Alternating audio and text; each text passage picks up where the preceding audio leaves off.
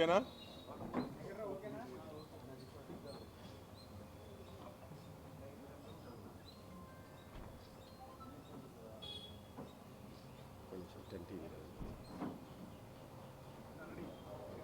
Okay, అందరికీ నమస్కారం అండి. జగన్మోహన్ రెడ్డి ప్రభుత్వం ఏదైతే పోలీసు వ్యవస్థని గత 5 సంవత్సరాలుగా దుర్వినియోగం చేస్తూ ప్రతిపక్ష పార్టీల మీద, ప్రతిపక్ష పార్టీ నాయకుల మీద, మాజీ ముఖ్యమంత్రి మీద, అలాగే తెలుగుదేశం పార్టీ జాతీయ కార్యదర్శి నారా లోకేష్ గారి మీద ఏ విధంగా అయితే తప్పుడు కేసులు గత 5 సంవత్సరాల నుంచి నిరంతరం పెడతా ఉన్నారో, దాన్నే మళ్ళీ ఎన్నికల కోడ్ వచ్చిన తర్వాత అధికారులందరూ కూడా ఎన్నికల కోడ్ కమిషన్ గారి పరిధిలోకి వెళ్ళిపోతారు. కానీ ఇక్కడ ఏ రాష్ట్రంలో జరిగినటువంటి వింత పోకడ ఆంధ్రప్రదేశ్ రాష్ట్రంలో జరుగుతూ ఉంది. దీని మీద ఎన్నికల కమిషనర్ గారు కూడా దృష్టి పెట్టాలి. ఎందుకంటే ఇవాళ ఆపద్ధర్మ ముఖ్యమంత్రిగా ఉన్నటువంటి జగన్మోహన్ రెడ్డి, ఎమ్మెల్యే లేరు, మంత్రులు లేరు, ముఖ్యమంత్రి లేడు, కంప్లీట్గా ఎలక్షను కోడ్లోకి, నిబంధనలోకి రాష్ట్రంలో అన్ని వ్యవస్థలు వచ్చిన తర్వాత కూడా మీ కళ్ళ ముందే తప్పుడు కేసులు పెట్టి నామినేషన్ వేసినటువంటి నన్ను ఈరోజు పోలీసులు నిత్యం వేధిస్తూ ఉన్నారు. నిత్యం 100 మంది పోలీసులు నిన్న మా ఆఫీస్ చుట్టుముట్టారు. 100 మంది, 2 ఏసీపీలు, 4 సిఐలు, 6-7 ఎస్ఐలు, కానిస్టేబుల్స్, టాస్క్ ఫోర్సు, వీళ్ళందరూ కూడా ఒక యుద్ధానికి వచ్చినట్టుగా విజయవాడ సిపి మా మీదకి పంపించాడు. మేము అడుగుతూ ఉన్నాం, ఏం తప్పు చేశాం? మేము రోజు ప్రజల్లో ఉన్నాం. సీఎం మీద గులకరాయి దాడి జరిగితే దానికి ఒక మైనర్ని తప్పుడు కేసులో ఇరికిచ్చి అతన్ని లోపల పెట్టారు. మళ్ళా ఈరోజు 164 స్టేట్మెంట్ అంట. జడ్జి గారి ముందు వాళ్ళ కుటుంబం ఏదైతే వేముల సతీష్ రిమాండ్లో ఉన్నాడో వాళ్ళ తల్లిదండ్రుల్ని అక్రమంగా నిర్బంధించి, వాళ్ళ తల్లిదండ్రుల మేడ మీద కత్తి పెట్టి టార్చర్ చేసి 3rd డిగ్రీ ఉపయోగించి ఈరోజు మీ కొడుకు మేము చెప్పినట్టుగా 164 స్టేట్మెంట్ ఇవ్వకపోతే శాశ్వతంగా మీ కొడుకుని కోడికత్తి సీనులాగా జైల్లో ఉంచుతాము అని ఒక పోలీసు ఉన్నతాధికారులే బెదిరిస్తూ ఉంటే ఇంకా ఎక్కడ రాష్ట్రంలో చట్టం అమలు అవుతోంది? ప్రతి అంశాన్ని ఎలక్షన్ కమిషన్ గారి దృష్టికి తీసుకెళ్తా ఉన్నాం, డీజీపీ దృష్టికి తీసుకెళ్తా ఉన్నాం. మొత్తం డీజీపీ, సిపి, ఏసీపీలు అందరూ ఒక సిండికేట్గా ఏర్పడి, ఈ పోలీస్ సిండికేట్గా ఏర్పడి Telugu Desam party nomination MLA contested క్యాండిడేట్లను వేధిస్తానికి కుట్ర పన్నారనంటే ఇంతకన్నా దుర్మార్గం ఉందా అని అడుగుతా ఉన్నా. సిగ్గుతో చచ్చిపోవాలి మీరు ఐపీఎస్లు. మీరు ఉన్నతమైన చదువులు చదువుకొని కష్టపడి ఐపీఎస్లు అయ్యి ఇవాళ ఒక నేరగాడి చేతిలో కీలుబొమ్మలుగా మారిపోయారంటే ఇంతకన్నా దుర్మార్గం ఉందా? మీ చొక్కాల మీద ఉన్నటువంటి ఐపీఎస్ సిగ్గుతో తల వంచుకుంటుంది, సిగ్గుతో తల వంచుకుంటుంది. సిపి కాంతిరా అన్న టాటా అని చెప్తా ఉన్నా, డీజీపీకి చెప్తా ఉన్నా, సీతారామాంజలికి చెప్తా ఉన్నా. ఏంటిది?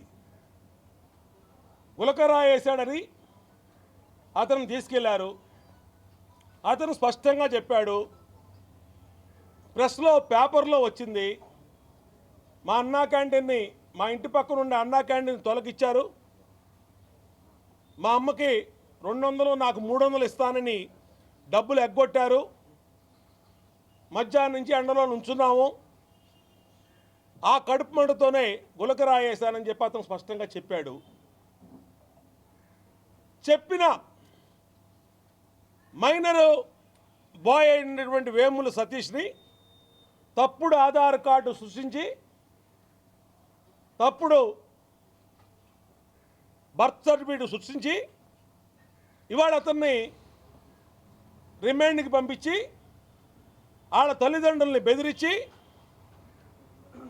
2 రోజుల నుంచి వేముల సతీష్ వాళ్ళ అమ్మ నాన్న పోలీసుల చిత్రహింసలు తట్టుకోలేక, మేము పెద్దవాళ్ళమండి, మా అబ్బాయి అలా తప్పు చేయలేదండి బతిమలాడుకుంటా ఉన్నా, ఈ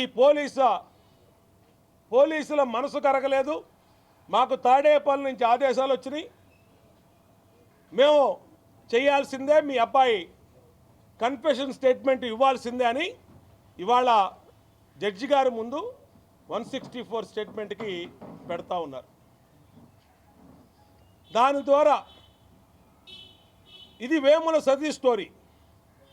రెండోది, మా సెంట్రల్ నియోజకవర్గ బీసీ నాయకుడైన వేముల దుర్గారావు, ఇతను పాపం ఏంటంటే ఆ వడ్డెరగూడెంలో ఉండటం ఇతను పాపం. ఇతనికి రాయేసిన అతను వేముల, ఇతను కూడా వేముల, ఏ సంబంధం లేనటువంటి ఇతను తీసుకుని వెళ్ళి 6 రోజులైంది, ఎక్కడున్నాడో తెలియదు, కోర్టుకు బెటరు, రిమాండ్ చూపించరు.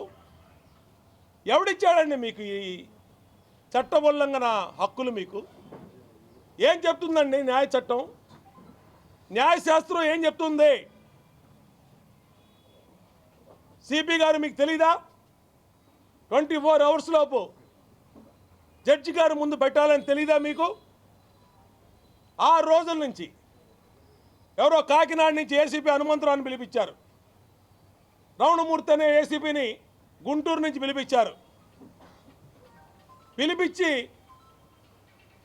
చిత్రహింసలు దుర్గారావుని, వేముల దుర్గారావుని, వాళ్ళ తాలూకా 5 ఆడవాళ్ళని ఇవాళ కూడా వాళ్ళ ఇంటి మొహం చూడాల, ఒప్పుకోమని, తప్పుడు కేసు ఒప్పుకోమని ఆడవాళ్లతో సహా పోలీస్ స్టేషన్లో పెట్టి చిత్రహింసలు పెడుతున్నారంటే అసలు ఈ రాష్ట్రంలో చట్టం అమలవుతుందా? చట్టం అనేది ఉందా? ఎన్నికల సంఘం పట్టించుకోదా? మేము మొదటి రోజే ఎన్నికల సంఘానికి కంప్లైంట్ చేశాం, సిబిఐ ఎంక్వైరీ ఇవ్వండి, సీఎం మీద గులకరాయి దాడిని గతంలో కూడా కోడికత్తి కేసు ఇట్లాగే చేసి సానుభూతి పొందడానికి అమాయకుడైన కోడికత్తి సీనుని ఇరికిచ్చి 5 సంవత్సరాలు జైల్లో పెట్టించిన ఘనత జగన్మోహన్ రెడ్డిది. కాబట్టి మీరు సిబిఐ ఎంక్వైరీ ఇవ్వండి అని చెప్పి మొదటి రోజే లెటర్ రాశాం. ఎవరు రాయాల్సిన లెటరు? జగన్మోహన్ రెడ్డి రాయాల. నా మీద దాడి జరిగింది, నా మీద దాడితో అన్నీ తేల్చండి అని చెప్పి అతను రాయాల్సినటువంటి లేఖని మేము ఒక ముఖ్యమంత్రి మీద దాడి జరగటం కరెక్ట్ కాదు, అది గులకరాయి అవనండి, కంకర్రాయి అవనండి, కరెక్ట్ కాదని చెప్పి మేము ఎన్నికల సంఘానికి సిబిఐ కుమ్మని లెటర్ ఇచ్చాం. గవర్నర్ గారిని కలిసాం, గవర్నర్ గారికి కూడా సిబిఐ ఎంక్వైరీ ఇవ్వండి, జరిగిన విషయం మొత్తం చెప్పి ఆయనకి సిబిఐ ఎంక్వైరీ ఇవ్వండి, అమాయకులను ఇరికిస్తున్నారు, ఇలా వడ్డెరగూడెంలో వాళ్ళని ఆడవాళ్ళతో సహా తీసుకెళ్ళి పోలీసులు కొడుతున్నారు, దాదాపు 20-30 ఆ రోజుకి ఆడవాళ్ళు వడ్డెరగూడెంలో కనపడతలేదు, 10 మంది వడ్డెర కులంలో వడ్డెర కాలనీ పిల్లలు కనపడతలేదని చెప్పి గవర్నర్ గారు చెప్తే గవర్నర్ గారు ఆశ్చర్యపోయాడు. ఇదేంటి ఇలా కూడా చేస్తారా అన్నాడు ఆయన. సుప్రీంకోర్టు న్యాయమూర్తిగా పనిచేసినటువంటి గవర్నర్ గారికి కూడా వీళ్ళ క్రిమినల్ పాలిటిక్స్ అర్థం కానటువంటి పరిస్థితి వచ్చిందంటే ఏ విధంగా ఈ రాష్ట్రంలో జగన్మోహన్ రెడ్డి వ్యవస్థల్ని తన రాజకీయ కక్ష సాధింపుకు వాడుకుంటానో అన్నది అర్థమవుతోంది. నేను అడుగుతా ఉన్నా, ఎందుకు ఎవరు మీరు సిబిఐ ఎంక్వైరీకి? మీకు చిత్తశుద్ధి ఉంటే దాడి మీద వాస్తవాలు తెలియాలంటే సిబిఐ ఎంక్వైరీ రాయండి. ఎందుకు మీరు వేముల సతీష్ని 164 తప్పుడు కన్ఫెషన్ స్టేట్మెంట్ ఇప్పిస్తూ ఉన్నారు? ఎందుకు వాళ్ళ అమ్మా నాన్నని చిత్రహింసలు పెట్టారు? వేముల దుర్గారావుని 6 రోజుల నుంచి ఎందుకు రిమాండ్కి జడ్జి గారి ముందు పెట్టకుండా ఎందుకు మీరు అతని చిత్రహింసలు పెడుతున్నారు? ఆయన తాలూకా 5 ఆడవాళ్ళని ఈరోజు కూడా ఈ నిమిషానికి కూడా చిత్రహింసలు పెడుతూ వాళ్ళని కేసు ఒప్పుకోమని మా పేర్లు చెప్పమని ఎందుకు మీరు చేస్తూ ఉన్నారు? కొంచెమన్నా చదువుకున్న ఐపీఎస్కి నీతి ఉండాలి సిపి గారు. నీతి, కనీసం ధర్మం. ఐపీఎస్ చదువుకున్నావు, గౌరవప్రదమైన పోస్టులో ఉన్నావు. నువ్వు నా కోసం మొత్తం వడ్డీని కూడా ఇబ్బంది పెడతావా? చంద్రబాబు గారి కోసం, లోకేష్ గారి కోసం, బోండా ఉమా కోసం నువ్వు వడ్డీని కూడా మొత్తం ఇబ్బందులు పెడతావా? సిపి కాంతిరాన్ టాటా, నిన్ను అడుగుతా ఉన్నావు. ఏం చేశారా వాళ్ళు? బోండా ఉమాని ఇబ్బంది పెడతాం కోసం మొత్తం జీ హుజూర్ అంటూ తాడేపల్లిలోంచి ఫోన్ వస్తే నుంచొని మాట్లాడుతున్నాడంట. ఫోన్లో కూడా సెల్యూట్ కొట్టి. ఇదేమి పద్ధతో ఇదేమో అర్థం కావట్లా. ఫోన్లో కూడా సెల్యూట్ కొట్టే ఆఫీసరు కాంతిరాణ టాటా, విజయవాడ సిపి. నేను చెప్తా ఉన్నా మీకు, ఇలాగే తెలంగాణలో కేసీఆర్ గవర్నమెంట్లో జీ హుజూర్ అన్నటువంటి ఐపీఎస్ అధికారులు జైల్లో ఉన్నారు. చూసుకో వెళ్ళి ఒక్కసారి గుర్తెచ్చుకో. గవర్నమెంట్ మారినాక వాళ్ళ ఫోన్ ట్యాపింగ్లు, వాళ్ళ బాగోతాలు మొత్తం కూడా బయటకు వచ్చి ఇవాళ ఊచలు లెక్క పెడతా ఉన్నారు. విదేశాలకు పారిపోయారు. రేపు వచ్చేది జూన్ 4వ తారీఖున మా గవర్నమెంట్ వస్తుంది. రేపు ఈ రాష్ట్రంలో గవర్నమెంట్ మారంగానే తప్పులు చేసిన మీరు ఎక్కడికి పోతారని అడుగుతా ఉన్నా. ఎక్కడికి పోతారు? జగన్మోహన్ రెడ్డి అంటే జైలుకి పోతాడు, లేదంటే విదేశాలకు పోతాడు. మీరు ఎక్కడికి పోతారని అడుగుతా ఉన్నా.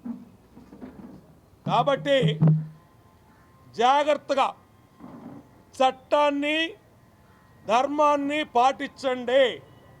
మేము ఆల్రెడీ ఈరోజు హైకోర్టు చీఫ్ జస్టిస్ గారికి కూడా నేను మెసేజ్ పెట్టా. ఎన్నికల ప్రధాన కమిషనర్ గారికి కూడా మెసేజ్ పెట్టా. నేను మిమ్మల్ని విడిచిపెట్టను. బోండా ఉమాని తప్పుడు కేసులో అక్రమంగా ఇరికించాలనంటే మిమ్మల్ని ఈజీగా వదిలిపెట్టను. గుర్తుపెట్టుకోండి. నిన్న 100 మంది పోలీసులు మా ఆఫీస్ దగ్గర పంపించాల్సినటువంటి అవసరం నీకేంటి? ఏం అవసరం అని అడుగుతా ఉన్నా. మేము జనాలను తిరుగుతున్నాంగా. నిన్న ఒక్కడిని వెళ్ళి ఊరేగింపు కూడా లేకుండా నామినేషన్ వేసి వచ్చాం. మా కోసం, ఒక్కడి కోసం ఇంతమంది పోలీసా? తప్పుడు కేసు కోసం వేముల సతీష్ తల్లిదండ్రులు ఇబ్బంది పెడతారా? 3rd డిగ్రీ ఉపయోగిస్తారా? తప్పుడు కన్ఫెషన్ స్టేట్మెంట్ ఇప్పిస్తారా? వేముల దుర్గారావుని 6 రోజుల నుంచి ఏమైపోయాడో కూడా తెలీదు, అసలు బతుకున్నాడో లేడో కూడా తెలియనటువంటి పరిస్థితి. ఈ పోలీసులు అతను ఉంచారా లేదంటే వివేకానంద రెడ్డి గారిలాగా ఇతను కూడా ఏమన్నా చేశారా? సమాధానం చెప్పు సిపి అని అడుగుతా ఉన్నా విజయవాడ సిపిని. నా మీద కనుక తప్పుడు కేసులు కనుక పెట్టాలని చూస్తే న్యాయ పోరాటం చేస్తాను, విడిచిపెట్టే ప్రసక్తి లేదు. మీరు రేపు గవర్నమెంట్ మారినాకైనా సరే దీని మీద మొత్తం గులకరాయి దాడి మీద సమగ్ర విచారణ చేపిస్తాం. మొత్తం ఈ అధికారులను కూడా ఏదైతే ఫ్యాబ్రికేటెడ్ స్టేట్మెంట్లు ఇప్పించి ఒడ్డర సామాజిక వర్గాన్ని చిత్రహింసలు పెట్టారో వీళ్ళందరినీ కూడా రేపు కోర్టులకు ఈడుస్తాం, జైలుకు కూడా పంపిస్తాం. గుర్తుపెట్టుకోండి, జైలుకు కూడా పంపిస్తాం. తెలంగాణలో ఏ విధంగా జరిగిందో రేపు మీకు గవర్నమెంట్ మారంగానే ఇంకా మే 13 20 రోజులు ఉంది, ఇంకా 20 రోజుల్లో ఎన్నికలు, జూన్ 4వ తారీఖు కౌంటింగు ఖచ్చితంగా అయిపోయినాక కొత్త ప్రభుత్వంలో సమగ్ర విచారణ జరుగుద్ది. మీరు చేసిన తప్పులకి జైలుకి వెళ్ళటానికి కూడా సిద్ధంగా ఉండాలి, తప్పు చేసిన అధికారులకని హెచ్చరిస్తా ఉన్నా.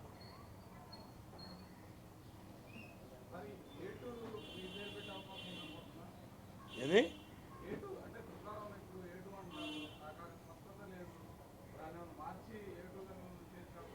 ఇది ఏమైనా చేస్తారండి, క్రిమినల్ పాలిటిక్స్ నడుస్తూ ఉన్నాయి. మేము ఎన్నికల కమిషనర్ గారికి స్పష్టంగా డే 1 లెటర్ ఇచ్చాం. ఏమని? దీని మీద సమగ్ర విచారణ సిబిఐ విచారణ చేయండి, ఎవరు తప్పు చేస్తే వాళ్ళు పట్టుకుంటారు. వాళ్ళు ఈ తప్పుడు అధికారులు ఎవరైతే వైసీపీకి సలాం కొడుతున్న ఐపీఎస్లు వీళ్ళని విధుల నుంచి తప్పించండి అని కూడా చెప్పాం. మేము వేముల దుర్గారావు కుటుంబాన్ని వారం రోజుల నుంచి ఆడవాళ్ళని కూడా పోలీస్ స్టేషన్లో పెట్టారు. 48 గంటల నుంచి వేముల సతీష్ తల్లిదండ్రుల్ని చిత్రహింసలు గురి చేసి ఇవాళ 164 స్టేట్మెంట్ ఇప్పిస్తూ ఉన్నారు. కాబట్టి ఏమి జరుగుతుందా అనేది పోలీసులకే తెలియాలి. నేను మీడియా ద్వారా విజయవాడ సిపికి, డీజీపీకి, ఇంటెలిజెన్స్ చీఫ్కి హెచ్చరిస్తూ ఉన్నా, అనవసరంగా కనుక మీరు తప్పుడు కేసుల్లో మమ్మల్ని ఇరికించాలని చూస్తే మీకు హైదరాబాదు పోలీసుల గతే పట్టుద్ది. ఖచ్చితంగా ఓచలు లెక్క పెట్టిస్తాం మిమ్మల్ని.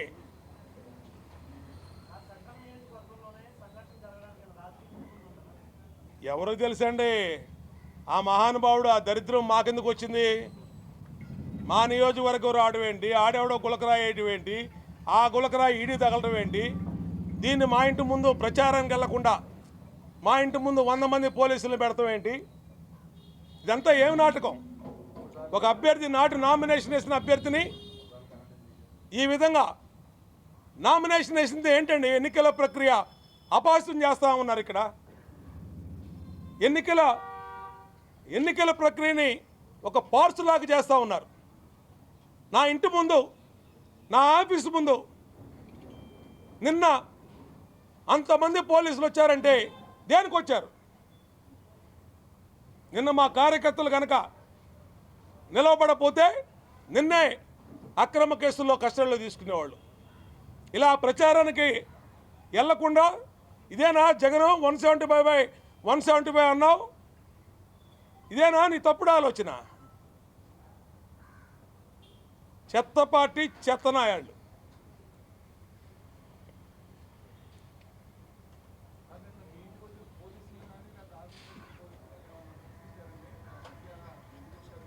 నా దగ్గరికి కూడా రాలేదు వాళ్ళు. మొత్తం దిగ్బంధనం చేసి నన్ను పట్టుకుందామని చూశారు. దాదాపు 1500 మంది కార్యకర్తలు, మా కార్యకర్తలు వచ్చి నన్ను అక్కడి నుంచి తీసుకొచ్చారు బయటికి. అదే మా కార్యకర్తలు అండగా లేకపోతే ఖచ్చితంగా ప్రశ్నించేవాళ్ళు, కస్టడీలో తీసుకునేవాళ్ళు, ఇంకోటి చేసేవాళ్ళు. ఏం చెప్పగలమండి? ఇప్పుడు నేను వచ్చింది దేనికి? నాతో కబుర్లు చెప్పడానికి వచ్చారు వీళ్ళు. 100 మంది పోలీసులు. టాస్క్ ఫోర్స్ ఏసీపీ అంట, అతను నార్త్ ఏసీపీ అంట, టాస్క్ ఫోర్స్ సిఏ అంట, టాస్క్ ఫోర్స్ ఎస్ఐలు అంట, కానిస్టేబుల్స్ అంట. వీళ్ళందరూ దేనికి వచ్చారు? కస్టడీ తీసుకుందామని వచ్చారు. తప్పుడు కేసుల్లో సందు దొరికితే నిన్నే పట్టుకుపోయేవాళ్ళు మళ్ళీ ఇవాళ రేపని చూస్తాను. నేను విడిచిపెట్టిన న్యాయ పోరాటం చేస్తాను. ఆల్రెడీ చీఫ్ జస్టిస్కి మెసేజ్ కూడా పెట్టాం. హైకోర్టు చీఫ్ జస్టిస్ గారికి ఇలాగొక ఎన్నికల నిబంధనలను ఉల్లంఘించి ఒక కంటెస్టెడ్ క్యాండిడేట్ని బయట ప్రచారానికి కూడా తిరగనీయకుండా తప్పుడు కేసుల్లో పెట్టి మమ్మల్ని, మా కుటుంబ సభ్యుల్ని ఇబ్బంది పెడతా ఉన్నారు.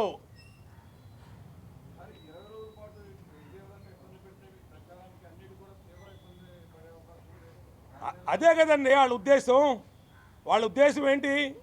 వైసీపీ ఉద్దేశం తెలుగుదేశం పార్టీ అభ్యర్థుల్ని, పోటీ చేస్తున్న అభ్యర్థుల్ని వాళ్ళ సొంత వైసీపీ పోలీసుల చేత మమ్మల్ని ఇబ్బంది పెట్టి వాళ్ళు ఇష్టారాజ్యంగా చేసుకోవాలని చూస్తూ ఉన్నారు. దాన్నే మళ్ళీ ఎన్నికల కమిషనర్ గారు కూడా కంప్లైంట్ ఇచ్చాం.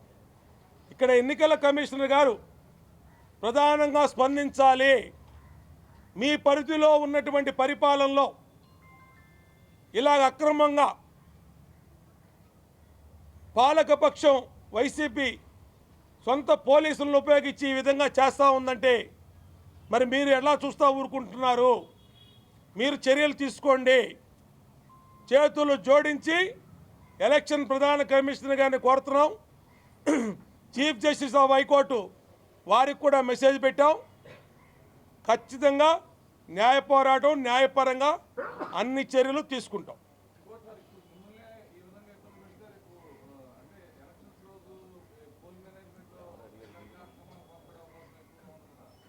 అన్నీ చేస్తారండి, అన్ని అక్రమాలు చేస్తారు. అన్ని అక్రమాలు చేసే గెలవాలని చూస్తుంది వైసీపీ. రేపు పోలింగ్ రోజు చేస్తారు. ఇవాళ కనుక ఎన్నికల ప్రధాన సంఘం చర్యలు తీసుకోకపోతే, ఇదే పోలీస్ అధికారులను కొనసాగించితే రేపు ఎన్నికలు సరిగ్గా సజావుగా జరగవు. రేపు 13వ తారీఖు పోలింగు ఇదే పోలీసులతో ఓటర్లను కూడా భయపెట్టి, నాయకుల్ని భయపెట్టి, మహిళల్ని భయపెట్టి, పోలీసుల చేత చిత్రహింసలు పెట్టి వీళ్ళకు అనుకూలంగా ఓటింగ్ కూడా వేయించుకునే ప్రమాదం ఉంది.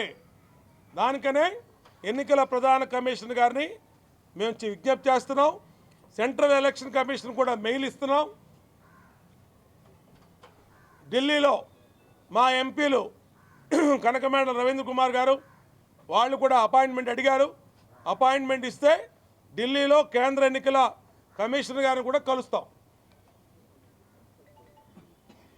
ఓకే అండి.